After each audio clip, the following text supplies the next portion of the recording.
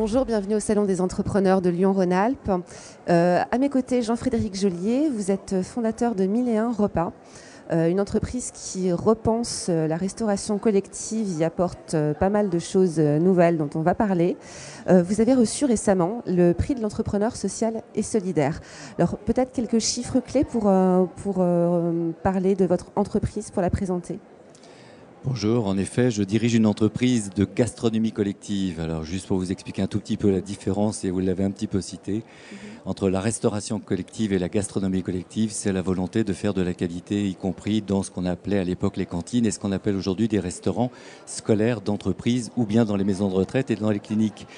L'entreprise aujourd'hui a 17 ans, elle compte 570 salariés et réalise un chiffre de 32 millions de chiffre d'affaires. Elle est implantée essentiellement sur le quart sud-est de la France et depuis 2 ans sur Paris. Alors la particularité justement, c'est que vous vous implantez au cœur de votre business model certaines valeurs qui ne sont pas forcément les plus répandues dans votre domaine ou dans d'autres secteurs. Est-ce que vous pouvez nous parler un petit peu de ces différentes valeurs ? Alors déjà, c'est une rencontre extraordinaire avec une femme qui s'appelait Sœur Emmanuelle et qui m'a interrogé il y a une quinzaine d'années en arrière en disant « Jean-Fred, en quoi tu peux m'aider avec ta Boostify ?» Et je crois que derrière le don que je souhaitais faire, il y avait surtout la volonté de cette femme de dire comment tu peux réenchanter le monde avec moi et faire en sorte que les enfants, à travers la restauration collective, deviennent des hommes libres. Et donc cette phrase me poursuit encore aujourd'hui et je me pose toujours la question de savoir comment puis-je créer de la valeur. Mais cette valeur, c'est de la valeur humaine, c'est de la valeur en termes de richesse économique, bien évidemment. Mais les valeurs humaines sont prépondérantes pour créer de la richesse économique. Voilà. Et depuis, nous intervenons aussi bien dans cette association que dans d'autres. Et nous essayons d'intégrer au sein de 1001 Repas, des personnes qui sont en rupture sociale, des personnes handicapées, pour leur donner une chance dans une entreprise classique d'exercer un métier qui est passionnant, qui est un métier de restaurateur. Donc c'est un volet insertion, c'est ça. Ça fait partie d'un de vos plus. Il y en a d'autres par rapport à la qualité de l'alimentation, ce que vous mettez dans les assiettes des gens, par rapport peut-être à... Il y a un gaspillage alimentaire assez colossal aujourd'hui dans nos sociétés. Je crois que vous intervenez aussi sur ce sujet. Oui, nous avons créé un concept qui s'appelle Zéro Gaspille. En fait, nous nous sommes rendus compte que lorsque nous avions une assiette complète dans des restaurants scolaires, le tiers de cette assiette partait à la poubelle. Alors on s'est posé la question de savoir comment nous pouvions combattre ce gaspillage alimentaire et nous avons considéré qu'il fallait totalement changer le modèle des self traditionnels pour créer des véritables restaurants zéro gaspille où les enfants comme les adultes ont possibilité dans la même assiette de se servir des justes quantités qu'ils veulent consommer. Une règle, par contre, et c'est essentiel, c'est que vous n'avez pas le droit de tricher sur la qualité. Ça veut dire que vous travaillez aussi sur la proximité de vos achats avec des fournisseurs locaux.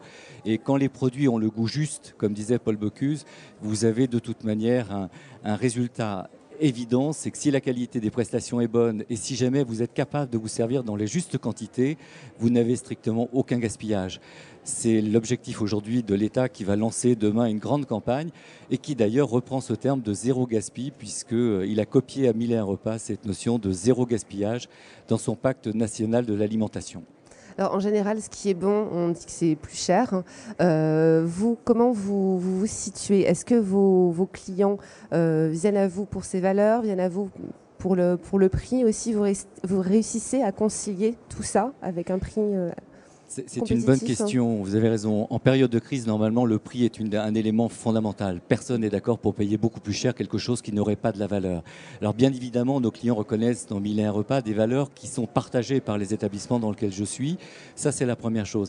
La deuxième chose, quand je vous dis que le tiers du repas est gaspillé, jeté à la poubelle auparavant, ça veut dire qu'en même temps, en évitant de gaspiller ce repas, vous créez de la richesse. Et donc cette richesse, vous pouvez la réinvestir dans la qualité, mais éventuellement dans la diminution des coûts également pour vos clients. La troisième notion, c'est de dire que lorsque vous faites de la qualité en restauration collective ou en gastronomie collective, puisque c'est comme ça que je me nomme, vous avez de toute manière plus de consommateurs. Donc en fait, vous changez le modèle économique puisque dès que nous prenons un restaurant derrière un concurrent que tout le monde connaît, puisqu'il y a à peu près 200 entreprises de restauration collective en France, il y en a 3 principales, 3 grosses. Dès que nous prenons un restaurant derrière un concurrent, nous avons en général entre 10 et 30% d'augmentation de la fréquentation. Donc vous comprenez qu'à partir de là, vous avez une création de valeur, mais en se basant d'abord sur la création de richesse, c'est-à-dire la création de richesse humaine. Dernière question très rapidement, les enjeux de l'économie sociale et solidaire aujourd'hui, selon vous, c'est quoi? C'est un secteur qui attire quand même de plus en plus. Comment vous le voyez? Pour moi, c'est un terme que j'ai déjà cité, c'est de dire il faut impérativement que nous tous, à notre propre niveau, nous puissions réenchanter le monde.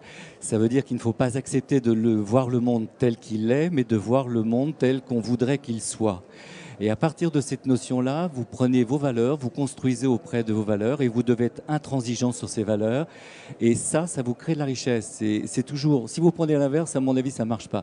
Par contre, en partant des valeurs, vous êtes capable de créer de la richesse. Pour moi, l'économie sociale et solidaire, c'est à chacun d'entre nous, bien évidemment aidé par l'État ou l'ADEME qui nous aide à l'heure actuelle.